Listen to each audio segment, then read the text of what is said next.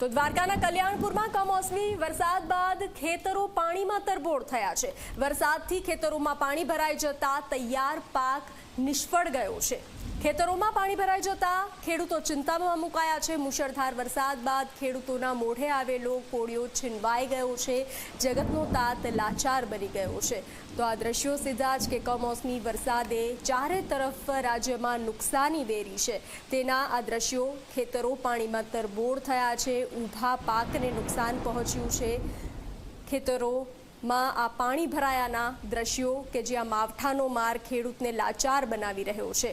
અત્યારે શિયાળામાં આ કમોસમી વરસાદે ખેડૂતોના હાલ બેહાલ કર્યા છે। તો આ દ્રશ્યો આપ જોઈ રહ્યા છો ખેતરોના કે જ્યાં ઊભા પાક પાણીમાં ગરકાવ થયા છે।